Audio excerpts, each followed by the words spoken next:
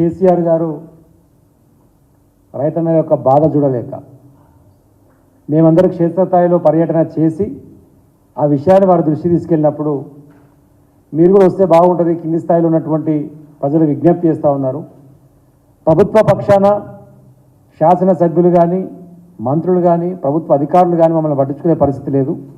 కనీసం కేసీఆర్ గారు మాట్లాడితేనన్నా మాకు న్యాయం జరుగుతున్నటువంటి ఒక ఆశని వెలిబుచ్చినప్పుడు అదే విషయాన్ని వారి దృష్టికి తీసుకెళ్తే, సరే నేనున్న దాదాపు 200 మంది రైతుల ఆత్మహత్యలు ఇప్పటికే ఆ పంట నష్టం ద్వారా కానివ్వండి, రాత్రిపూట కరెంటు పోతున్నప్పుడు అక్కడ పోయి కరెంటు కోసం పడుకునేటువంటి ప్రయత్నంలో కానివ్వండి, నా నియోజకవర్గంలో మద్రాల మండలంలో చిన్నంలో కూడా జరిగినటువంటి సంఘటన కూడా నేను గుర్తు చేస్తూ ఉన్నాను. ఇవన్నీ చెప్పినప్పుడు వారు బయటకు వస్తే ప్రజలు అత్యద్భుతంగా ఆదరణ తెలిపి ఆ గ్రౌండ్లో తిరిగి పర్యటిస్తున్నప్పుడు ప్రజల దగ్గరకు వచ్చి నష్టపోయిన బాధను చెప్తూ తెలుసో తెలియకో పొరపాటు జరిగింది అయ్యా, ఇట్లా అయితే అనుకోలే, మేమంతా సకబద్ధం కదా, ఇంతకంటే గొప్ప గేదాలు ఇస్తారంటే ఆశపడేది పొరపాటు చేసినాం, మళ్ళీ మీరు వస్తేనే మా బతుకులు బాగుపడతాయి.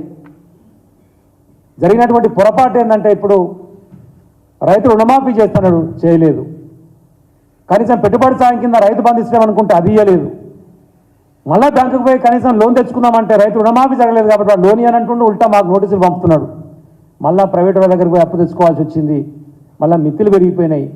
ఒక్కొక్కరం తక్కువ 2-3 లక్షలు అప్పు చేసినాం, 5-6 ఎకరాలు ఉన్నోళ్ళం, మా పరిస్థితి ఏంది అని చెప్పేసి బాధపడ్డటువంటి పరిస్థితిని చూసి చెయ్యటానికి అవకాశం ఉండి, వెసులుబాటు ఉండి, నీళ్ళు అందుబాటులో ఉండి ఎందుకు ఇయ్యలేకపోయారు అసమర్థ ప్రభుత్వం అని చెప్పి కేసీఆర్ గారు ప్రశ్నిస్తే,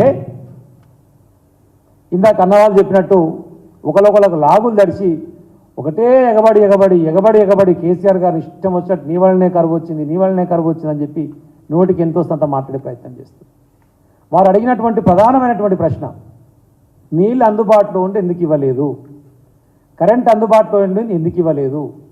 ఎన్టీపీసీ కూడా మన 1600 మెగావాట్లు జాతీయం చేస్తే ప్రధానమంత్రి వచ్చి దాంట్లో 85% మనమే వాడుకుంటే అవకాశం ఉన్నా నిరంతర నాణ్యమైన కరెంట్ ఇవ్వడానికి మీకు ఏమి ఇబ్బంది వచ్చింది, మోటార్లు గాలిపోతూ ఉన్నాయి, గ్రౌండ్ వాటర్ కూడా తగ్గిపోతే ఒకరొకరు 4 బోర్లు వేస్తారు ఒక్కొక్క రైతు, మళ్ళీ బోర్ బండ్లు కనపడుతున్నాయి. వీటికి సమాధానం చెప్పండి, ఎందుకు ఇస్తలేరు మీరు? నా మీద కక్ష ఉంటే నా మీద కొట్లాడరు కానీ రైతులను ఇబ్బంది పెట్టకండి, నేనున్నా మీకోసం కొట్లాడతా, ఆత్మహత్యలకు పాల్పడొద్దు అని చెప్పి ఒక ఆత్మస్థైర్యం ఇస్తేందుకు బయటకు వస్తే వారు అడిగినటువంటి ఒక్క ప్రశ్నకు కూడా సమాధానం చెప్పకుండా నోటికి ఎంతో సంత మాట్లాడి ఇష్యూని డైవర్ట్ చేసే ప్రయత్నమే చేస్తారు తప్ప నేను ఒకటే సూటిగా అడుగుతా ఉన్నా. మా నల్గొండ జిల్లా మంత్రులు 2 ఉన్నారు, ఒక్కడన్నా వ్యవసాయ శాఖకు సంబంధించిన సమీక్ష నిర్వహించారా జిల్లాలో? ఒక 4-5 లక్షల ఎకరాలు మా ఉమ్మడి జిల్లాలో ఎండిపోతే కనీసం సమీక్ష చేసిరా? సరే, వాళ్ళకు సోయలేదు. ఈ దొంగల ముఠా నాయకుడు రేవంత్ రెడ్డి గారు మరి వాడని నిర్వహించిన రాష్ట్రంలో వ్యవసాయ శాఖ సమీక్ష నిర్వహించి నిజమేనా మరి వీళ్ళు చెప్తుంది ప్రతిపక్షం వాళ్ళు?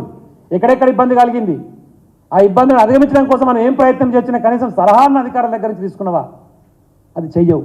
అది చేయకపోగా నోటికి ఎంతో సంత మాట్లాడి ఒక ఆయన 3 అడుగున్నాడు, ఒక ఆయన 4 అడుగున్నాడు. నేను అంటున్నా, నేను కళ్ళు మూసుకొని కనుక రేవంత్ రెడ్డి గొంతింటే ఆడిది మాట్లాడుతున్నా మొగోడు మాట్లాడుతున్నా అర్థం కాదు నాకు. మరి ఏం చేద్దాం దానికి? దేవుని గొంతుని కట్టించిండు, ఒక ఆయనకు పొడుగు తప్పియచ్చు. నేను నిన్న అనలేను కదా, ఆడబట్టుకుని అనలేను కదా, నేను నాకు సంస్కారం అడ్డం వస్తుంది కదా, నేను కూడా అనొచ్చు. ఈయన ఆర్పీటు అంతా వచ్చి లెక్కున్నట్టు అంటే ఇంకా ముఖ్యమంత్రి లెక్క మాట్లాడకుండా ముఖ్యమంత్రి హోదాలో రైతులను ఆదుకోవడానికి సంబంధించి ఏమి చేయాలి అని చెప్పి ఒక్కటి చెప్పు అంటున్నా నేను. ఒక్కటంటే ఒక్కటి, ఈ ప్రయత్నం చేస్తున్నాం మేము అని ఒక మాట. అకాల నష్టం జరిగినటువంటి పంటలు కావచ్చు, మీరు క్రియేట్ చేసినటువంటి కరువుతో బాధపడుతున్నటువంటి రైతులకు కావచ్చు 25,000 ఇవ్వండి ఎకరానికి అని డిమాండ్ చేస్తున్నాం. ఇస్తావా, ఇయ్యవా, ఇయ్యగలుగుతావా, ఇయ్యలేవా సమీక్ష చేసుకొని చెప్పు ప్రజలకు. లేకపోతే నాతో కాదురా నాయన అని చెప్పి దండం పెట్టి రైతుల కాడ క్షమాపణలు అడుగు, తప్పు చేసిన నేనని చెప్పి క్షమాపణలు అడుగు. 2 లక్షల రుణమాఫీ చేస్తే పోయి ఉరికి వేసుకోపో అని చెప్పి నువ్వే కదా. మరి ఆ లీగల్ నోటీస్ వస్తున్నాయి కదా రైతులకు, ఏంది బాధ? దాని గురించి కదా ప్రశ్నిస్తుంది. ఏదైనా మాట్లాడచ్చు అంటే నీ ఇక్కడ చాలా గొప్పగా మాట్లాడతాం మేము. రెడ్ హ్యాండెడ్గా దొరికినటువంటి ఓటుకు నోటు దొంగవు నువ్వు ఈరోజు ఎంచుకునేటువంటి అభ్యర్థులు కూడా అంతకంటే దొంగలు.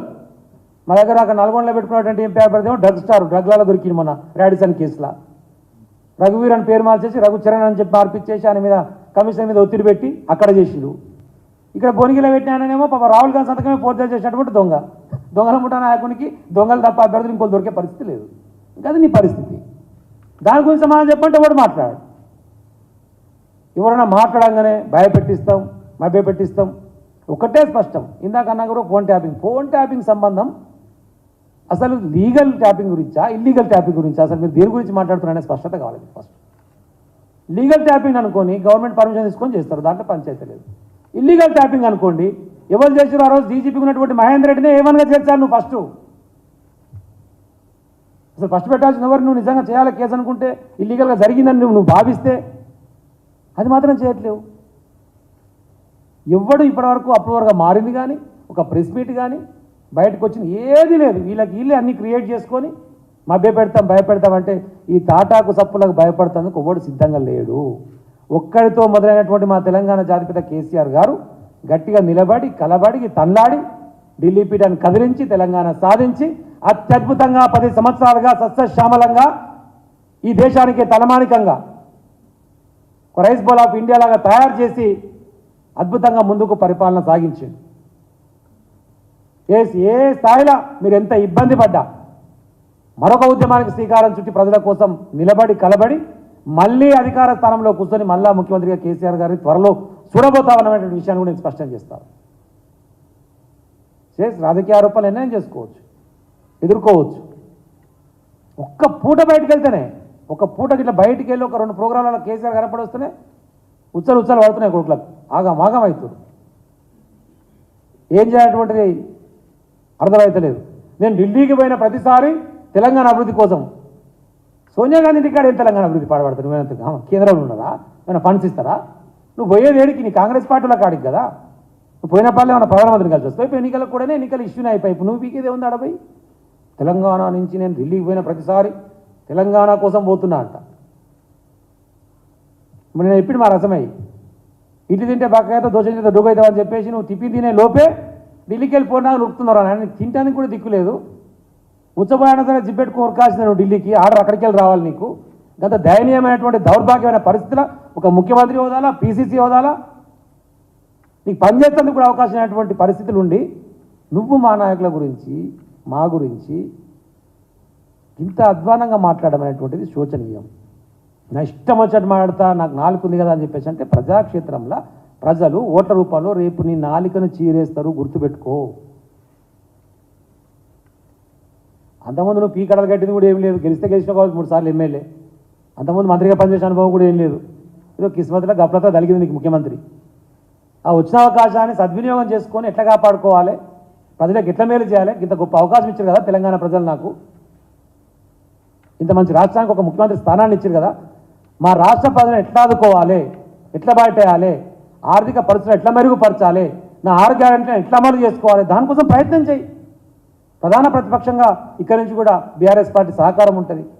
దాని గురించి ఎక్కడ మాట్లాడకుండా ఇష్టం వచ్చినటువంటి మాటలు మాట్లాడితే కనుక చూస్తూ ఊరుకోవద్దు బీఆర్ఎస్ పార్టీ, తస్మాత్ జాగ్రత్త అని చెప్పేసి హెచ్చరిస్తాను. మీ బిజినెస్ ను డెవలప్ చేసుకోవాలి అనుకుంటున్నారా? మీ పరపతిని పెంచుకోవాలి అనుకుంటున్నారా? అయితే ఓకే టీవీ ద్వారా L band, aston band ad, scrolling ad, ad with voice overs, logo bug, video ads ద్వారా మీ యాడ్స్ ను పబ్లిష్ చేసుకోండి. సంప్రదించవలసిన ఫోన్ నెంబర్ 8520917933.